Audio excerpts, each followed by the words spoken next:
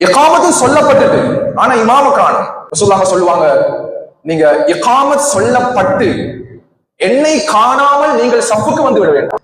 சிலவங்க என்ன செய்வாங்க தெரியுமா, முதல் சப்புக்கு வந்துருவாங்க, இரண்டாவது சப்புல யாராவது முக்கியமான ஒருத்தர் வந்துருவாரு, இவர் திரும்பி பார்ப்பாரு, தெரிஞ்ச ஒருத்தர் இருக்கிறாரு, ஒரு ஆலிமாக இருக்கேனும் அல்லது ஒரு தொழுகையாளியாக இருக்கேனும் ஊர்ல முக்கியமான ஒருத்தராக இருக்கேனும், நீங்க முன் சப்புக்கு வாங்கன்னு சொல்லிட்டு அவர் இடத்த கொடுத்துட்டு பின்னுக்கு போயிடுறாரு.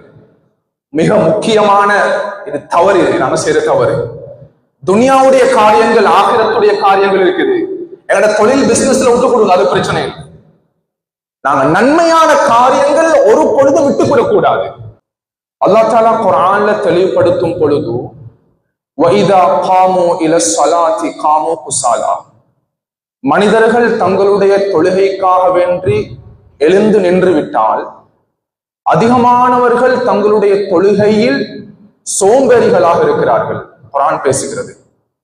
தொழுகையினுடைய ஆரம்ப கட்டமே அது சஃபு தான். அதற்கு பின்னால் தான் தொழுகையினுடைய அனைத்து விதமான வாஜிபாத்துகளும் கடமைகளும் நாங்க ஸ்டார்ட் பண்ணி அதை நடைமுறைப்படுத்துவோம். நாங்க தொழுகையினுடைய ஆரம்பம் சஃப். குர்ஆன் பேசுகிறது, தொழுகைக்காக வேண்டி மனிதர்கள் எழுந்து நின்று விட்டால் அவர்கள் தொழுகையுடைய விடயத்தில் சோம்பேறிகளாக, பலகீனமானவர்களாக, கியாலஸ் உள்ளவர்களாக தங்களுடைய தொழுகையில் காணப்படுகிறார்கள். எனவே தொழுகையினுடைய ஆரம்ப கட்டம் சஃபினுடைய பகுதி சீராக வேண்டும். சஃப் எப்பொழுது சீராகுமோ தொழுகையினுடைய அடுத்த அனைத்து பகுதிகளும் அழகாகிவிடும். இதை நாம் புரிந்து கொள்ள வேண்டும். உண்மையிலே எங்களுக்கு தெரியும், நான் பல இடங்கள்ல பகிர்ந்து கொண்டும் இருக்கிறேன். பல வருடங்களுக்கு முன்னால உலகத்திலேயும் ஏற்பட்ட அந்த COVID-19 பேண்டமிக், அந்த நோய், அதற்கு பின்னால் மஸ்ஜிதுகளில் சஃபுடைய விடயங்கள்ல பெரிய பலகீனம் ஏற்பட்டது. எந்த அளவுக்கு கண்டா இதுவரைக்கும் அதனுடைய தாக்கம் இருக்கிறது. மார்க்கம் தெரிந்தவர்கள் கூட, ஹதீஸ் தெரிந்தவர்கள் கூட, ஃபிக்ஹ் தெரிந்தவர்கள் கூட, மார்க்கத்துல தெளிவாக இருக்கக்கூடியவர்கள் கூட சஃபினுடைய விடயத்தில் பலகீனமானவர்களாக காணப்படுகிறார்கள். இது பல மஸ்ஜிதுகள் உள்ள ஆகப்பெரிய பிரச்சனை.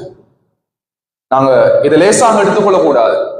ஏனென்றா சஃபினுடைய தாக்கம் அது ஆகிரத்து வரைக்கும் நீடிக்கும். லேசுப்பட்ட விடயம் இல்லை. நாங்க தொழுகையில சஃபில் இருக்கிறோம். ஸல்லல்லாஹு அலைஹி வஸல்லம் கூறினார்கள், சஹீஹ் முஸ்லிமுடைய ரிவாயத், கியாமத்துடைய நாளையில அல்லாஹ் தஆலாவுக்கு முன்னால 120 சஃபுகள் இருக்குமா. 120 சஃபுகள்.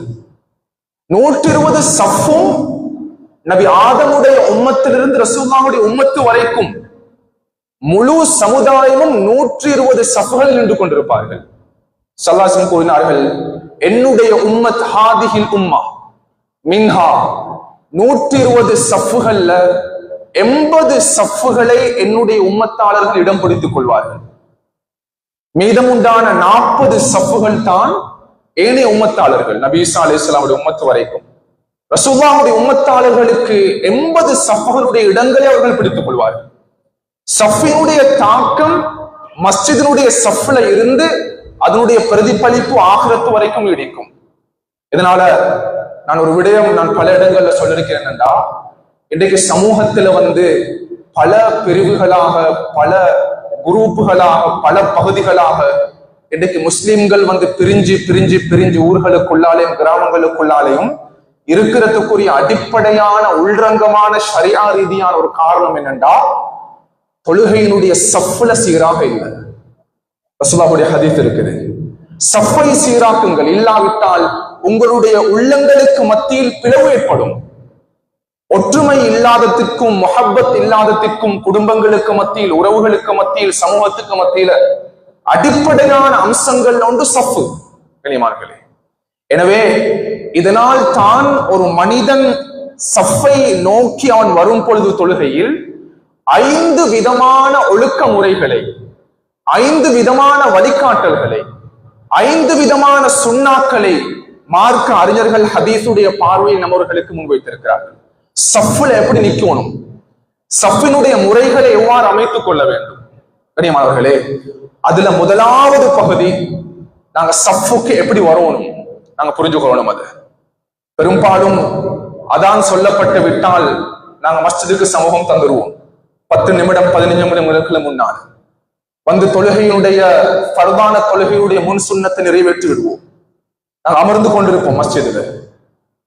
அதான் இகாமத்துடைய டைம் நெருங்கும் பொழுது இகாமத் சொல்லக்கூடிய ஒரு முஅத்தின் சாஹிப் முன்னால வந்து இகாமத் சொல்லுவாரு. இதனுடைய வழிகாட்டல்கள் எவ்வாறு இருக்கிறது?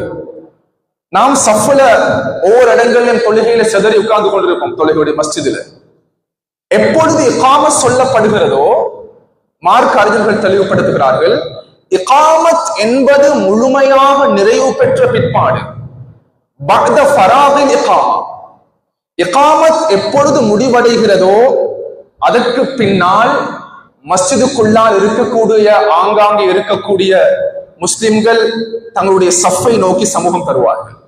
இதுல ஒரு பிழை நடக்குது. அதை மாற்றிக்கொள்வது மிகவும் கடினமானது. இகாமத் ஆரம்பிக்கும் பொழுதே நாங்கள் சஃப்புக்கு வந்துருவோம். அசல் சொன்னா இகாமத் சொல்லப்பட்டு முழுமையாக நிறைவுபட்டதுக்கு பின்னால சஃப்புக்கு வரணும். அதான் கூறியத்துக்கு பின்னால அதானுடைய துவா இருக்கிறது, அல்லாஹும்ம ரப்ப ஹாதி தஅவதி தாம்மா. அதே போல் இகாமத் சொல்லப்பட்டதுக்கு பின்னாலே அதே துவாவை நாம் ஓத வேண்டும். பெரும்பாலும் அந்த துவாவை நாம் ஓதுறது இல்லை. அப்ப இகாமத் சொல்லப்பட்டதுக்கு பின்னால தான் அமர்ந்திருக்கக்கூடியவர்கள் சஃப்பை நோக்கி வர வேண்டும். இன்னும் ஒரு பகுதி இருக்குது, இகாமத்து சொல்லப்பட்டது ஆனா இமாம காணும். ரசூலுல்லாஹ் சொல்லுவாங்க, நீங்க இகாமத் சொல்லப்பட்டு என்னை காணாமல் நீங்கள் சஃப்புக்கு வந்து விட வேண்டாம். சில சஹாபாக்கள் இகாமத் சொல்லப்பட்டு ஆரம்பிக்கும் பொழுதே சஃப்புக்கு வந்துடுவாங்க. ரசூலுல்லாஹ் வீட்டுக்குள்ளால் இருப்பார்கள். அது ஒரே பில்டிங், ஒரே கட்டிடம், ஒரு கர்டன் தான் வேறுபாடாக இருக்கும்.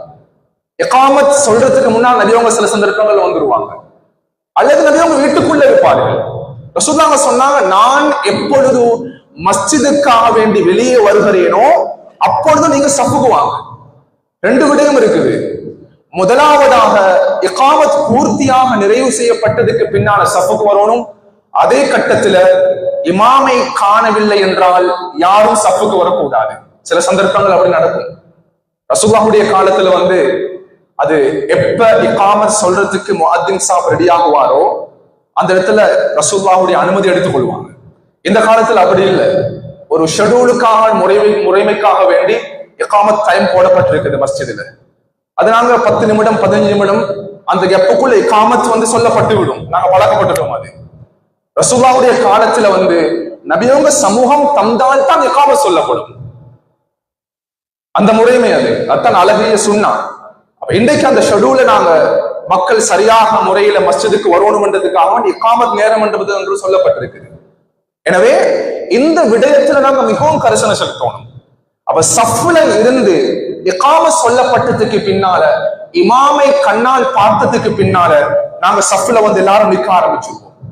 நிற்கும் பொழுது இரண்டாவதாக சஃப்பை நோக்கி வரும் பொழுது நாம் கவனிக்க வேண்டிய ஆக முக்கியமான பகுதி, நிறைய பேர் இந்த விடயத்துல உதாசீனமாக இருக்கிறார்கள். சஃப் ஒரு 10 சஃப்புகள் மஸ்ஜிதில் இருக்குண்டா, 15 சஃப்புகள் இருக்குதுண்டா, இஷா தொழுகை எடுத்துக்கொண்டா ஒரு 3 சஃப்பு வாராங்கண்டா, மாஷா அல்லாஹ் இகாமத் சொல்லக்கூடிய சந்தர்ப்பத்தில் 3 சஃப்புக்கு உண்டான மக்கள் மஸ்ஜிதில் அமர்ந்து கொண்டிருக்கிறார்கள் என்றால், முதலாவது ஒவ்வொரு தொழக்கூடிய மனிதனும் அவருடைய கல்வில ஒரு கான்பிடன்ட், ஒரு உறுதி தேவை. நான் முதல் சஃப்பை அடைந்து கொள்ள வேண்டும். முதல் சஃப்பை அடைந்து கொள்ள வேண்டும். முதல் சஃப்பினுடைய பொறுமதி ஆக முக்கியமானது.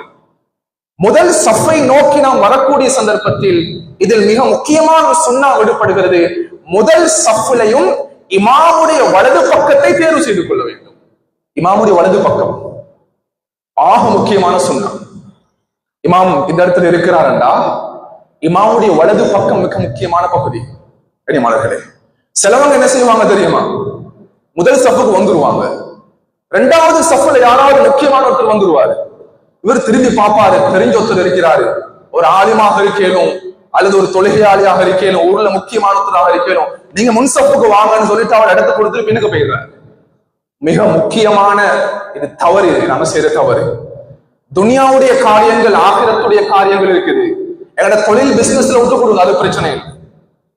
நாங்க நன்மையான காரியங்கள் ஒரு பொழுதும் விட்டுக்கூடக்கூடாது. அல் ஈசாரு ஃபில் குர்பி மக்ரூஹ், இது மக்ரூஹ் என்பதாக சொல்லப்பட்டிருக்குது. என்னுடைய முதல் சஃப்புடைய இடத்தை நான் பிடித்துக் கொண்டேன் என்றால் அந்த இடத்தை யார் வந்து கேட்டால் விட்டுக் கொடுக்க கூடாது. ஆக முக்கியமான சுன்னா இது. ஸல்லல்லாஹு கூறினார்கள், என்னுடைய உம்மத்தாளர்கள் முதல் சஃப்பில் இருக்கக்கூடிய நன்மைகளை அறிந்து கொள்வார்கள் என்றால், லவ் யஅலம் மா ஃபி ஸஃபில் அவ்வல், அதான் சொல்லக்கூடியத்தில் இருக்கக்கூடிய நன்மையும் முதல் சஃப்பில் இருக்கக்கூடிய நன்மையும் என்னுடைய சமுதாயம் புரிந்து கொள்வார்கள் என்றால், எங்களோட மஸ்ஜிதுகள்ல முதல் சஃப்பை அடைந்து கொள்வதற்காக வேண்டி போட்டி போடுவார்கள். இமாம் என்ன செய்யணும்டா, அவங்க வந்திருக்கக்கூடிய எல்லாத்துடைய பேரையும் எழுதி துண்டு குளிக்கு போடணும். யாருடைய பேர் முதல்ல வருதோ அவங்க தான் முதல் சஃப்ல வந்து நிற்பாங்க. அப்படியான ஒரு சந்தர்ப்பம் வரும், முதல் சஃப்புடைய பொறுமதியை மக்கள் புரிந்து கொள்வார்கள் என்றார். எனவே சஃப்புக்கு வரும் பொழுது நாம் இரண்டாவது பகுதி முதல் சஃப்பை நாம் தேர்வு செய்ய வேண்டும். முதல் சஃப்பிலும் இமாமுடைய வலது பக்கத்துக்கு நாம் முக்கியத்துவம் செலுத்த வேண்டும். மூன்றாவது பகுதி, இந்த பாடத்துல மிக முக்கியமான விடயம் என்னண்டா, சஃப்புக்கு நாங்க வந்துட்டோம் அல்ஹம்துலில்லாஹ். சஃப்புக்கு வந்து இமாம் தொழுகையை ஆரம்பிக்கிறதுக்கு முன்னால, இதுதான் இன்றைக்கு நடக்கிற பெரிய தவறு. இன்னைக்கு சில மக்கள் தவறுதலாக புரிஞ்சு கொள்றாங்க. சஃப்பில் நேராகவும் நெருக்கமாகவும் இயன்ற அளவு ஒன்றோடு ஒன்று இறைந்து நாம் சஃப்பை சீராக்கிக் கொள்ள வேண்டும். இதில் தான் மிகப்பெரிய பலகீனம் ஏற்படுகிறது. ஷைத்தானியத் ஊடுருவக்கூடிய இடமாக நாம் அமைத்துக் கொள்கிறோம். ரசூலுல்லாஹ் சஃப்புக்கு வந்தாங்கன்னா குறைஞ்சது நபியவர்கள் 5 நிமிடத்திலிருந்து 10 நிமிடம் வரைக்கும் எங்கட பாஷையில சொல்றா, நபியவங்க சஃப்பை சீர் செய்வார்கள். ரசூலுல்லாஹ் கூறுவார்கள், இஸ்தவூன்னு சொல்லுவாங்க நபியவங்க, சஃப்பை சீர் செய்து கொள்ளுங்கள். இன்னொரு வார்த்தை பாய்ப்பார்கள், சவ்வு சுஃபூஃபக்கும், உங்களுடைய சஃப்புகளை சமப்படுத்திக் கொள்ளுங்கள். சுப்ஹானல்லாஹ். சில கட்டங்களை நபியவங்க என்ன செய்வாங்கன்னா, ஒவ்வொரு சஃப்ல நின்று கொண்டிருக்கக்கூடியவர்கள் பக்கத்துல வந்து தோல் புஜத்தை தடவுவார்களாம். கான யம்ஸஹு மனாகிபனா, தடவி நபியவர்கள் கூறுவார்கள், சஃப்பை சீர் செய்து கொள்ளுங்கள், நெருக்கமாக இருந்து கொள்ளுங்கள். கனிமார்களே, சில சஹாபாக்கள் ஒரு கம்பை வைத்துக் கொள்வார்கள், கம்பால தட்டி சஃப்பை சீர் செய்வாங்க. சஃப்பில் நெருக்கமாக இருந்துக்கோங்க. ஏனென்றால் சஃப்பில் நெருக்கமாக இருப்பது தொழுகையினுடைய பூர்த்தி தன்மை அதில் உள்ளடக்கப்பட்டிருக்கிறது. ரசூலுல்லாஹ் சொல்லுவாங்க, தொழுகை பூர்த்தி இல்லாமல் போய்விடும் சஃப்பை நீங்க சீர் செய்யலாட்டி. சஹாபாக்களே, சஃப்பை சீர் செய்யாவிட்டால் உங்களுடைய கல்புகளுக்கு மத்தியில் அது பிளவு ஏற்பட்டுவிடும். சஃப்பை சீர் செய்யுங்க. நீங்க எந்த அளவுக்குண்டா, ஒரு அம்பை எடுத்து நாங்க நேராக விடணும்டா, எங்களுடைய இலக்கை அடைய வேண்டும் என்றால் அந்த அம்பை நேராக இருக்க வைக்கணும். அம்பை நேராக வச்சுக் கொள்ளணும். அப்பதான் இலக்கு போகும், இலக்கை அந்த அம்பு அடையும். அந்த அம்பை சீர் செய்யறதுக்கு சில நேரங்கள் எடுக்கும். சஹாபாக்கள் கூறுவார்கள், கஅன்னமா யுஸவ்வில் கிதா, ஸல்லல்லாஹு அலைஹி வஸல்லம் அவர்கள் அம்பை சீர் செய்வது போன்று நேராக்குவது போன்று சஹாபாக்களை சஃப்களை நேராக்குவார்கள். அல்லாஹ் அக்பர். அவ்வளவு முக்கியத்துவம் கொடுக்கப்படுகிறது சஃப்பினுடைய இந்த நெருக்கமும் சஃப்பினுடைய சமத்துவமும். கனிமார்களே, இதை நாங்க புரிஞ்சு கொள்ளணும். நாங்க சில மக்கள் இதுல மிகைச்சிருவாங்க, அப்படி இல்லை. சஃப்பை சீராக்குறதுண்டா என்ன? கோட்டுல நேராக கால் வைக்கப்படும். அனைத்து மக்களுடைய பின் பாதம் நேருக்கு நேர் இருக்கும். இது மிக முக்கியமான பகுதி. இயன்ற அளவு கால்களையும் தோல் புஜங்களையும் நாம் நெருக்கமாக வைத்துக் கொள்வோம். இயன்ற அளவு. ரசூலுல்லாஹ் சொன்னாங்க, ஒரு இடைவெளி இருந்தால் அந்த இடைவெளியை யார் சஃப்பில் நிரப்பி விடுகிறாரோ, கியாமத்துடைய நாளில் அல்லாஹ் தஆலா அந்த நிரப்பிய இடைவெளிக்காக வேண்டி அல்லாஹ் சுவனத்தில் அவனுக்காக ஒரு வீட்டை கட்டுகிறான். பனல்லாஹு லஹு பைத்தன் ஃபில் ஜன்னah. என்ற ஷைத்தான் வந்துடக்கூடாது. எனவே சஃப்புகளுடைய இடைவெளியை இல்லாமலாக்கி இயன்ற அளவு நெருக்கமாக காலை வைத்துக் கொள்வோம். கஷ்டப்படுத்திக் கொள்றது இல்லை. எந்த ஹதீஸ் கிதாப் எடுத்துக்கொண்டாலும் முஹத்திஸுங்கள் இந்த ஹதீஸு கீழால் தெளிவுபடுத்துவார்கள், சஃப்பை சீராக்க வேண்டும், சமப்படுத்த வேண்டும் என்றால் இயன்ற அளவு அல் முபாலகத்து ஃபி தஸ்யத்தி ஸுஃபூஃப், இயன்ற அளவு நீங்கள் சஃப்ல நெருக்கமாக இருந்துக்கோங்க. சிலவங்க வந்து காலுக்கு மேல தூக்கி காலை வச்சிருவாங்க, அடுத்த வட காலை. அந்த அளவுக்கு போக தேவையில்லை. அப்படியும் இருக்கும். அது மிகைப்பு. முபாலகத் என்றது அது அல்ல. இயன்ற அளவு நெருக்கமாக வச்சுக் கொள்வது. இந்த சஃப்புடைய விடயத்தில் ஆக முக்கியமான சுன்னா இதுதான். நான்காவது, கண்ணியமானவர்களே, தொழும் பொழுது நாம் குறிப்பாக தனியாக தொழக்கூடிய சந்தர்ப்பத்தில் இமாமாக தொழக்கூடியவராக இருந்தால், இமாமத்துக்கு பின்னால தொழக்கூடியவராக இருந்தால் இமாம் இதை கவனித்துக் கொள்வார். தனியாக தொழக்கூடியவராக இருந்தால் அல்லது வீட்டில் பெண்கள் இதை விடயத்தை அவதானித்துக் கொள்ளணும். என்னோட தொழுகைக்கு முன்னால ஒரு சுத்ரா வைக்கப்படணும். ஒரு உயரமான ஒரு பொருள், அது இமாம் தொழுவிக்கிறாருன்னா இமாமுக்கு முன்னால் ஒரு மறைவு இருந்தா அந்த பிரச்சனையும் இல்லை. அல்லது தனியாக ஒரு பொதுவான இடத்துல நாங்க தொழ போறோம்னா முன்கொண்டு வச்சிருவோம். நாங்க அதுக்கு சுத்ரான்னு சொல்றது மிக முக்கியமான சுன்னா. சுத்ரா என்பது அது ஒரு பேக்க வச்சாலும் சரி, ஒரு சேர வச்சாலும் சரி, ஆக குறைஞ்சது என்னோட கைய 3ஆக பிரிச்சு அந்த 3/2 பங்குடைய உயரத்தினுடைய அளவு பிரமாணம் ஒரு பொருளை முன்னால வைக்கணும். ஒன்றுமே கிடைக்கலாட்டி ஒரு முசல்லாவை சரி முன்னால விரிச்சிருவோம். அதுவும் கிடைக்கலாட்டி ஒரு கோட்டை சரிக்கிடுவோம். அப்ப அந்த கோட்டை தாண்டிதான் நடந்து போவார். அந்த சுத்ராக்கு உள்ளால ஒருத்தர் நடந்து போனாருன்னா எங்களுக்கு அவருக்கு அடிக்கிறது கூட அனுமதி இருக்கு தொழுகையில வச்சு. அந்த அளவுக்கு சுத்ராவுடைய முக்கியத்துவம் வழங்கப்பட்டிருக்குது. கனிமார்களே, 4வது பகுதி, 5வது இறுதியாக நாம் சஃப்ல இருக்கக்கூடிய சந்தர்ப்பத்துல எங்களோட 2 கால்களுக்கு மத்தியிடையும் ஒரு ஜான் அளவு இடைவெளி விட வேண்டும். அல்லாமா ராமில் ரஹ்மத்துல்லாஹ் நிஹாயத்துல் முஹ்தாஜ் என்ற கிரந்தத்தை தெளிவுபடுத்துவாங்க. யுஸன்னு ஐ யுஃபர்ரிக பைன கதமைஹி பிஷ்ப்ரி, ஒரு ஜான் அளவு இடைவெளி விட வேண்டும். சுஜூதிலையும் ஒரு ஜான் அளவு, அதே அளவு நாம் நிற்கும் பொழுதும் ஒவ்வொருத்தருடைய காலுக்கு மத்தியிலையும் ஒரு ஜான் அளவு. சிலவங்க மிச்சம் நெருக்கிடுவாங்க, சிலவங்க மிச்சம் அகற்றிடுவாங்க. பைஹக்கியுடைய ரிவாயத் ஒரு ஜான் அளவு ஷிபர் அரபுல சொல்றது. அந்த ஜான் அளவு உங்களுடைய தொழுகையில் கால்களுக்கு மத்தியில் நீங்கள் இடைவெளி விடுங்கள். சஃப்பு பார்க்கறதுக்கு அழகாக இருக்கும். இந்த 5 ஒழுக்கங்களையும் நாம் தொழுகையுடைய சஃப்புடைய விடயத்தில் பேணப்பட வேண்டும். முதலாவது, கண்ணியமானவர்களே, முதல் விடயம், நாங்க சஃப்புக்கு எப்படி வாரது இகாமத் சொன்னதுக்கு பட்டத்துக்கு பின்னால. 2வதாக சஃப்ல முதல் சஃப்புக்கு நாங்க இடம் கொடுக்கிறது. 3வதாக இடைவெளியை நாம் நிரப்பிக் கொள்றது. 4வதாக சுத்ரா முன்னால வைக்கிறது. 5வதாக சஃப்ல எங்களோட கால்களுக்கு இடையில் ஒரு ஜான் இடைவெளி விடுவது. எங்களோட தொழுகையினுடைய ஆரம்ப கட்டம் சீராகினால் அனைத்து பகுதிகளும் அடுத்தது சீராகிவிடும் இன்ஷா அல்லாஹ். எனவே அல்லாஹ் ஜல்ல ஷானஹு வ தஆலா பேசின விடயங்களை அமல் செய்யக்கூடிய சந்தர்ப்பத்தை அல்லாஹ் கபூல் செய்வானா. சுப்ஹானக்கல்லாஹு வ பிஹம்திக் அஷ்ஹது அல்லா இலாஹா